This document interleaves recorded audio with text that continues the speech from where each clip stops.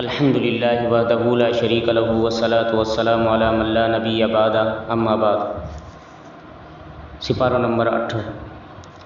8वें सिपारे जे शुरू में अल्लाह ताला मुशरिकन जे ज़िद ऐं इनाद जो ज़िक्र कंदे फरमायो, वलौ अन्ना नज़्ज़लना इलैहिमुल मलाइकता व कल्लमहुमुल मौता व हशरना अलैहिम कुल्ल शैइन क़ुबुलन मा कानू लियुमिनू। 7वें सिपारे जे आख़िर में अल्लाह ताला फरमायो तो मुशरिक अल्लाह जे नबी सल्लल्लाहु अलैहि वसल्लम जन खां पंहिंजा मनपसंद ऐं मर्ज़ी जा मौजज़ा घुरंदा हुआ।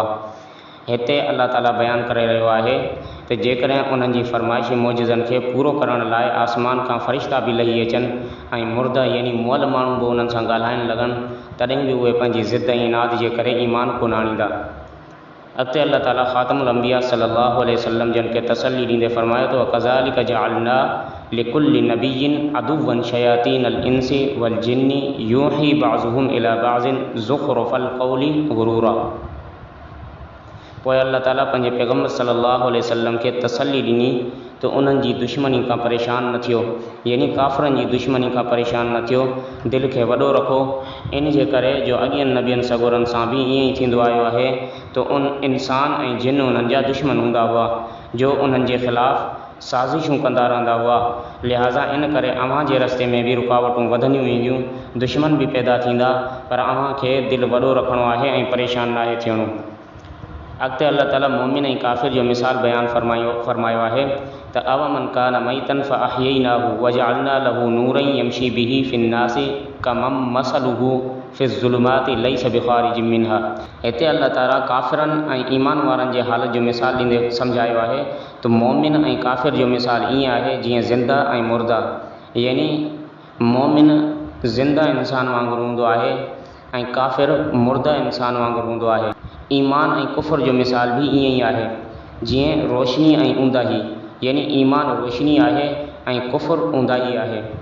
अॻिते अल्लाह ताला महशर में सवाल ऐं जवाब जो ज़िक्र फरमायो, या माशरल जिन्नि वल इंसि अलम यातिकुम रुसुलुम मिनकुम यक़ुस्सूना अलैकुम आयाति व युनज़िरूनकुम लिक़ाअ यौमिकुम हाज़ा।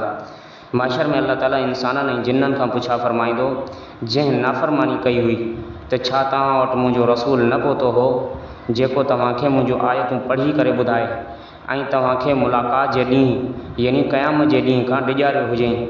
त उन वक़्तु रसूलनि जे अचण जो ऐं पंहिंजी नाफ़रमानी जो एतिराफ़ कंदा उहे माण्हू चवंदा त अल्लाह तव्हांजा रसूल असां वटि आया हुआ, लेकिन असां उन्हनि जी ॻाल्हियुनि खे झुटलाए छॾियो हो। अॻिते अल्लाह ताला मुशरिकनि जा बातिल अक़ीदा ज़िक्र कंदे फरमाए तो वजअलू लिल्लाहि मिम्मा ज़रअ मिनल हर्सि वल अनआमि नसीबन फ़क़ालू हाज़ा लिल्लाहि बिज़अमिहिम व हाज़ा लिशुरकाइना। मुशरिकनि जी पोख ऐं जानवरनि मंझां जेका पैदावार थींदी हुई, पंहिंजे ख़्याल मुताबिक़ उन मां हिकु हिसो अल्लाह जे लाइ रखंदा हुआ ऐं ॿियो हिसो बुतनि जे लाइ कढी करे रखंदा हुआ। अल्लाह ताला जे हिसे खे मिसकीननि फ़क़ीरनि में तक़सीम कंदा हुआ ऐं बुतनि जो जेको हिसो हो उहो बुतखाने जे मुजावरनि ते ख़र्च कंदा हुआ। हालांकि हर शइ अल्लाह जी पैदा थियल आहे ऐं हक़ीक़त में बि उन्ही जी ई आहे। हिते मुशरिकनि जे बातिल अक़ीदे ऐं गुमराही जो बयानु कयो वियो आहे।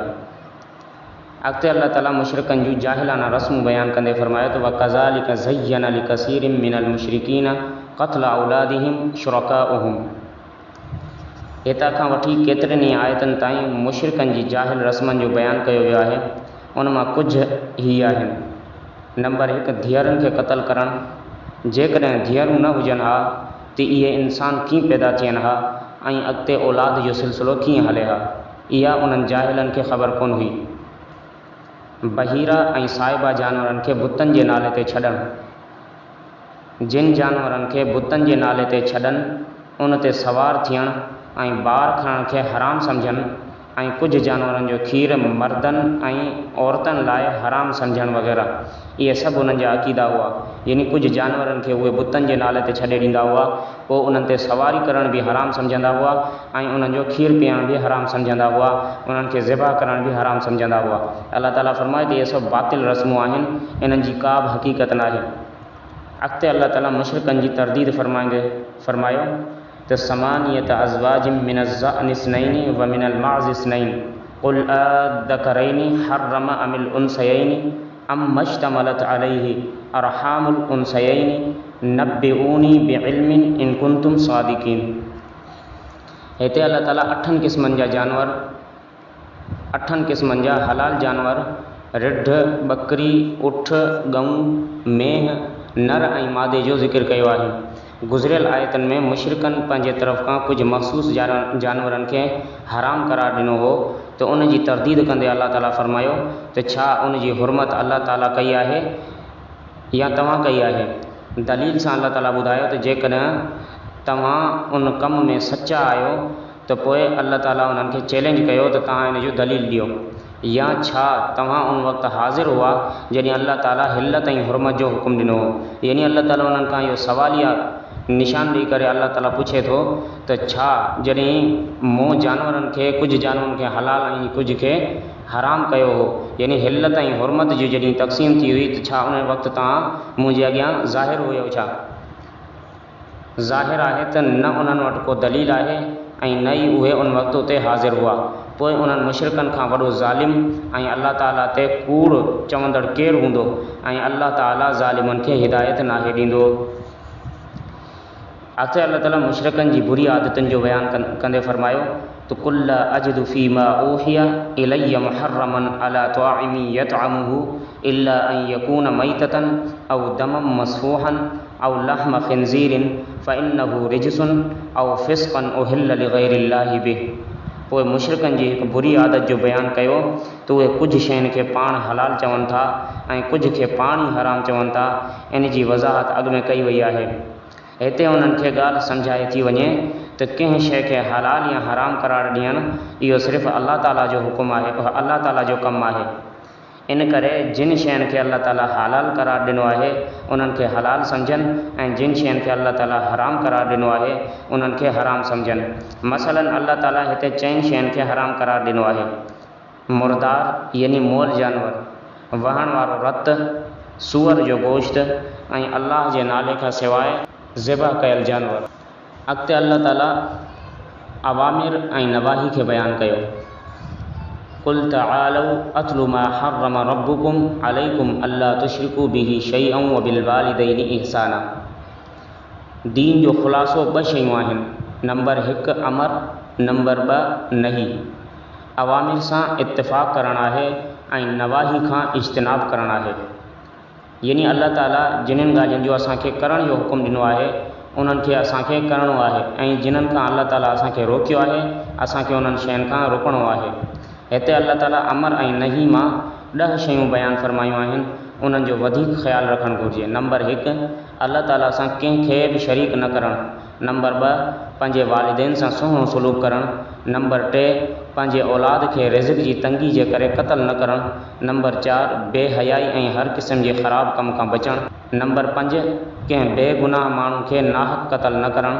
नंबर 6 यतीम ॿारनि जे माल में बतौर ख़ासि नाजाइज़ तसर्रुफ़ न करणु। नंबर 7 माप ऐं तौर में घटिताई न करणु। नंबर 8 अदल ऐं इंसाफ़ करणु। नंबर 9 अल्लाह ताला जे वादे खे पूरो करणु। नंबर 10 सिरात मुस्तक़ीम यानी सिधी राह ते हलणु। अॻिते अल्लाह ताला फरमाए थो मन जाअ बिल हसनति फलहु अशरु अमसालिहा व मन जाअ बिस्सय्यति फला युजज़ा इल्ला मिस्लहा। अल्लाह ताला जी ज़ात केतिरी करीम ऐं रहीम आहे जो इंसान जॾहिं नेकी जो सिर्फ़ु इरादो कंदो आहे त उन जे आमाल नामे में हिकु नेकी लिखी वेंदी आहे ऐं जेकॾहिं उहो नेकी करे त आमाल नामे में 10 नेकियूं लिखियूं वञनि थियूं। गुनाह जो इरादो करे त गुनाह नथो लिखियो वञे जेसि ताईं गुनाह न करे, ऐं जेकॾहिं उहो गुनाह करे त सिर्फ़ु हिकु ई गुनाह लिखियो वेंदो आहे। अॻिते अल्लाह ताला मालिकीअ ते बारी ताला जो ज़िक्र कयो। कुल इन सलाती व नुसुकी व महयाय व ममाती लिल्लाहि रब्बिल आलमीन। सूरह अनआम जे आख़िर में अल्लाह ताला फरमायो, ए मुंहिंजा नबी चई छॾ त मुंहिंजी नमाज़, मुंहिंजी क़ुर्बानी, मुंहिंजी ज़िंदगी ऐं मुंहिंजो मौत अल्लाह जे लाइ आहे। समूरनि शयुनि जो मालिक अल्लाह ताला ई आहे। असां ममलूक आहियूं। उन जे करे इंसान जे दिलि, दिमाग़, हथ, पेर, ज़बान, अख, कन, मक़सदु त हर शइ अल्लाह रब्बुल इज़्ज़त जी इताअत जे लाइ इस्तेमालु थियनि ऐं अल्लाह जे मर्ज़ी जे ख़िलाफ़ु हरगिज़ इस्तेमालु न थियनि। अल्लाह ताला असां सभिनी खे अमल जी तौफ़ीक़ अता फ़रमाए। अॻिते अल्लाह ताला सूरह आराफ़ जो ज़िक्र फरमायो। आराफ़ हद फ़ासिल ऐं भित खे चवंदा आहिनि, छो त सूरतुल आराफ़ जे आयत नंबर 48 में असहाब आराफ़ जो ज़िक्र आहे जेके भित ते वेही करे जन्नत वारनि ऐं जहन्नम वारनि खे ॾिसंदा रहंदा हूंदा। इन करे हिन सूरत जो नालो सूरह आराफ़ आहे। हिन सूरत में सभ खां पहिरियां वधीक बुनियादी मज़मून यानी उहे ॻाल्हियूं आख़िरत, रिसालत ऐं तौहीद जो बयानु कयो वियो आहे। अॻिते अल्लाह ताला ख़ातमुल अंबिया जन सल्लल्लाहु अलैहि वसल्लम खे तसल्ली ॾिनी, किताबुन उनज़िला इलैका फला यकुन फी सदरिका हरजुम मिन्हु लितुनज़िर बिही व ज़िक्रा लिल मुमिनीन। हिन आयत में नबी करीम सल्लल्लाहु अलैहि वसल्लम जन खे तसल्ली ॾिनी वई आहे त दीन जी तबलीग करण में अवां यानी नबी करीम सल्लल्लाहु अलैहि वसल्लम जन खे कंहिं जो बि ख़ौफ़ न हुजे ऐं अवां जी दिलि तंग न हुजणु घुरिजे जो माण्हू उनखे झुटलाए छॾनि या माण्हू तबलीग ॿुधी करे ईमान न आणनि, त इहो अवां खे ॾुख न हुजणु घुरिजे, छो त अवां जो कमु सिर्फ़ु दीन खे सुहिणे तरीक़े सां पहुचाइणु आहे। अॻिते अल्लाह ताला तराज़ू जो हक़ हुजणु बयानु कयो आहे। वल वज़्नु यौम इज़िनिल हक़ फमन सक़ुलत मवाज़ीनुहु फउलाइका हुमुल मुफ़्लिहून। क़यामत जे ॾींहुं सुठनि ऐं बुरनि ॿिन्ही अमलनि खे तोड़ियो वेंदो ऐं इहो हक़ ऐं सही आहे। अमलनि खे शुमारु न कयो वेंदो बल्कि वज़न कयो वेंदो। इन्हनि आयतनि में हीअ ॻाल्हि सम्झाई थी वञे त जंहिं माण्हू जे अमलनि जो पलड़ो वज़नी थियो उहो कामयाबु थियो, जंहिंजे अमलनि जो पलड़ो हल्को थियो त उहो नाकाम थी वियो। इन करे अमलनि जो सही ऐं सुन्नत जे मुताबिक़ हुजणु ज़रूरी आहे। वधीक हीअ आहे त अमलनि जे क़बूल हुजण लाइ 3 शर्त आहिनि। नंबर 1 अक़ीदे जो ठीकु हुजणु, नंबर 2 इरादे जो ठीकु हुजणु, नंबर 3 तरीक़े जो ठीकु हुजणु। अॻिते अल्लाह ताला हज़रत आदम अलैहिस्सलाम ऐं शैतान जो किस्सो बयानु कयो। वलक़द ख़लक़नाकुम सुम्मा सव्वरनाकुम सुम्मा क़ुलना लिल मलाइकति इसजुदू लि आदम फसजदू इल्ला इब्लीस। हितां खां केतिरनि आयतनि ताईं हज़रत आदम अलैहिस्सलाम जे किस्से जो तफ़सील सां ज़िक्र आयल आहे। हज़रत आदम अलैहिस्सलाम जो मलाइकनि जो मस्जूद थियणु, शैतान जो मरदूद थियणु, आदम अलैहिस्सलाम जो जन्नत में रहणु, पोइ जन्नत खां ज़मीन ते अचणु ऐं आख़िर में दुआ जो ज़िक्र आहे। ऐं गॾोगॾु इब्न आदम खे सम्झायो वियो त शैतान तव्हांजो अज़ली हमेशह वारो दुश्मन आहे, इन करे उनखां बची करे रहणु घुरिजे। हकीमुल उम्मत हज़रत मौलाना अशरफ अली साहब थानवी रहमतुल्लाह अलैह फरमाईंदा हुआ त शैतान में 3 आइन हुआ पर चौथो आइन न हुअसि, इन करे बर्बाद थी वियो। उहो आलिम हो ऐं एॾो वॾो आलिम हो जो मलाइकनि जो बि उस्ताद सॼो वेंदो हो ऐं वॾो आबिद बि हो ऐं उहो आरिफ़ बि हो। अहिड़ो आरिफ़ जो ग़ज़ब इलाही जे वक़्तु बि जॾहिं उनखे अल्लाह जी दरगाह मां तड़ियो वञे पियो तॾहिं बि हू दुआ घुरणु लॻो, क़ाल अंज़िरनी इला यौम युबासून, छो त उहो ॼाणींदो हो त इहा हालत बि क़बूलियत दुआ खां माने नाहे। पर ज़ालिम में इश्क न हो। इश्क वारो जेकॾहिं आइन हुजेसि हा त उहो अल्लाह जे हुकुम जे करे हज़रत आदम अलैहिस्सलाम जे अॻियां सजदो करे हा। जेकॾहिं उनखे चौथों आइन बि हासिलु थी वञे हा त उन जे अल्लाह सां मोहबत हुजे हा। जॾहिं हुकुम थियो त आदम अलैहिस्सलाम खे सजदो करियो त फ़ौरन सजदे में किरी पए हा, छो त मोहबत मसलिहतूं ऐं वजह तलाश न कंदी आहे। मोहबत महबूब जे हुकुम ते मरी मिटजण जो नालो आहे। पोइ जेसिताईं इश्क ऐं मोहबत न हुजे न इल्म जो एतबार आहे, न इबादत जो ऐं न वरी मारिफत जो। अॻिते अल्लाह ताला मानवी ऐं ज़ाहिरी लिबास जो बयानु कयो।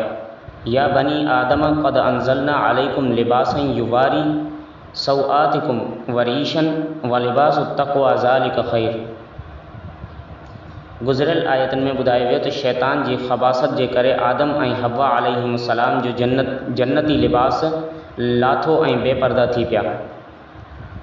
हिते अल्लाह ताला लिबास खे नेमत करार ॾिनो आहे। लिबास ज़ाहिरी बि नेमत आहे जंहिंसां इंसानु पंहिंजे ओघड़ ढकंदो आहे ऐं उनजो असुलु मक़सदु तक़वा इख़्तियार करणु आहे। ऐं लिबास मानवी यानी तक़वा इख़्तियार करणु ही लिबास ज़ाहिरी खां बि वधीक आहे। इन जे करे औलाद आदम खे ॿिन्ही लिबासनि जो इहतमाम करणु घुरिजे। किथे शैतान उन्हनि खे पीउ वांगुरु औलाद खे बि आज़माइश में न विझी छॾे। लिबास इख़्तियार करण जो हुकुम। अॻिते अल्लाह ताला फरमाए त या बनी आदम ख़ुज़ू ज़ीनतकुम इंद कुल्लि मस्जिद। गुज़िरियल आयतनि में मुशरिकनि जे बुछड़ियन रस्मनि ऐं जाहिलाना रस्मनि जो बयानु हो त उहे उघाड़ो जिस्म करे बैतुल्लाह जो तवाफ़ कंदा हुआ ऐं उनखे इबादत ऐं बैतुल्लाह जो एहतराम सम्झंदा हुआ। हिते उन्हनि जे बेहूदा रस्मनि जी तरदीद कई पई वञे त बैतुल्लाह जो उघाड़ो तवाफ़ करणु बेहयाई ऐं सख़्तु बेअदबी आहे। अहिड़ी तरह हिन आयत मां जमहूर साहबा इकराम, ताबाइन ऐं फ़ुक़हा इकराम रज़ी अल्लाह अन्हुम इस्तिंबात कयो आहे त जहिड़ी तरह उघाड़ी हालत में तवाफ़ करणु मना आहे, अहिड़ी तरह उघाड़े हालत में नमाज़ पढ़णु बि मना आहे। अॻिते अल्लाह ताला फरमाए थो वल्लज़ीन आमनू व अमिलुस्सालिहाति ला नुकल्लिफु नफ़्सन इल्ला वुसअहा। अल्लाह ताला दीन जे बारे में फरमायो हीउ अहिड़ो बहितरीनु दीन आहे जो हिन इन्ही शइ जो हुकुम ॾिनो आहे जेका इंसान जे ताक़त में आहे। हिमत खां वधी वञे त उनजो अल्लाह ताला हुकुम न ॾींदो आहे, बल्कि जेतिरो बर्दाश्त करे सघे उनजो हुकुम ॾींदो आहे। हिकु आहे कंहिं शइ जो नामुमकिन हुजणु, बर्दाश्त खां मथे हुजणु, ऐं हिकु आहे कंहिं शइ जो मुश्किल हुजणु। शरीयत जो कोई बि हुकुम नामुमकिन ऐं बर्दाश्त खां मथे न आहे। हा, अलबत्ता कुझु न कुझु मुश्किल हूंदो आहे, तॾहिं अल्लाह ताला अमल करण ते अजर अता फरमाईंदो आहे। अॻिते अल्लाह ताला असहाब आराफ़ जो ज़िक्र कयो वनादा असहाबुल जन्नति असहाबन नारी अन क़द वजदना मा वअदना रब्बुना हक़्क़न फ़हल वजदतुम मा वअद रब्बुकुम हक़्क़ा क़ालू नअम। हितां खां केतिरनि ई आयतनि ताईं जन्नत वारनि ऐं जहन्नम वारनि ऐं असहाब आराफ़ जो ज़िक्र फरमायो आहे त हिकु तरफ़ जन्नत वारा आहिनि ऐं हिकु तरफ़ जहन्नम वारा आहिनि। विच में हिकु भित आहे जंहिंजो नालो आराफ़ आहे। जन्नत वारा जहन्नम वारनि खे चवंदा त अल्लाह ताला जेको वाइदो कयो हो उहो सचो हो, असां उनखे लधो आहे। यानी असां अल्लाह ताला असांखे जेको वाइदो असां सां कयो हो, असांखे अल्लाह ताला जन्नत में विझी छॾियो आहे। असां हाणे हमेशह जे लाइ जन्नत में रहंदासीं। तव्हां सां जेको जहन्नम जो वाइदो हो तव्हांखे बि मिली चुको आहे। ऐं कुझु माण्हू आराफ़ वारा हूंदा जेके यानी जिन जूं नेकियूं ऐं बुरायूं ॿई बराबरि हूंदियूं, त उहे माण्हू आराफ़ में हूंदा। बिल आख़िर अल्लाह ताला उन्हनि खे बि जन्नत में दाख़िल फरमाईंदो। अॻिते अल्लाह ताला तौहीद ते अहम दलीलूं बयानु कयूं आहिनि। इन रब्बकुमुल्लाहु लज़ी ख़लक़स समावाति वल अर्ज़ फ़ी सित्तति अय्यामिन सुम्मा इस्तवा अलल अर्श। हिते अल्लाह ताला आसमान ऐं ज़मीन जी तख़लीक़ जो ज़िक्र कयो आहे त 7 आसमान अल्लाह ताला ठाहिया, कंहिं बि आसमान जे हेठियां थंभो न आहे। हिकु नंढी छत बग़ैर सहारे जे न बीहंदी आहे, पर अल्लाह ताला जी कुदरत ऐं ताक़त त ॾिसो जो उन क़ादिर मुतलक़ ज़ात 7 आसमान बग़ैर थंभनि ऐं थूणी जे पैदा फरमाए छॾिया। पोइ अर्श जी वुसअत कुशादगी जो ज़िक्र फरमायो आहे ऐं अर्श बि बग़ैर सहारे ऐं थंभ जे आहे। पोइ अल्लाह ताला सिज ऐं चंड जी तख़लीक़ ॿुधाई त सिज कीअं पैदा फरमायो, चंड कीअं पैदा फरमायो, उहे केॾी वॾी मख़लूक़ात आहिनि। अल्लाह ताला उन्हनि खे पंहिंजी कुदरत ऐं ताक़त सां पैदा फरमायो आहे। पोइ उन्हनि जे निज़ाम खे अल्लाह ताला हलाए रहियो आहे। इस्तवा अलल अर्श जी माना छा आहे? बसि हिते हिकु ॻाल्हि ई ज़हन नशीन करणु घुरिजे त जिते बि क़ुर मजीद में अल्लाह ताला जो अर्श ते मुस्तवी हुजण जो ज़िक्र आहे, उन जी माना हरगिज़ इहा न आहे त अल्लाह ताला पंहिंजी ज़ात जे एतबार सां अर्श ते वेठो आहे या अर्श ते क़ाइमु आहे। हीअ अल्लाह ताला जी हिकु सिफ़त आहे जंहिंखे अल्लाह ताला ॼाणे थो। असां उन जी माना सही नमूने सां अदा नथा करे सघूं। बसि एतिरो ज़हन में रखणु घुरिजे त अल्लाह ताला अर्श ते मुस्तवी आहे। हा, अलबत्ता असांजा अकाबिर उलमा इकराम सम्झाइण लाइ फरमायो आहे त मुस्तवी अलल अर्श जी माना हीअ आहे त अल्लाह ताला अर्श ते ग़ालिब आहे। अल्लाह ताला जो हुकुम अर्श ते ग़ालिब आहे। उनखे सुहिणे नमूने सां ज़हन नशीन करणु घुरिजे। अॻिते अल्लाह ताला 5 नबी सगोरा ऐं उन्हनि जे क़ौमनि जो ज़िक्र कयो आहे। लक़द अरसलना नूहन इला क़ौमिही फ़क़ाल या क़ौमि अब्दुल्लाह मा लकुम मिन इलाहिन ग़ैरुहु।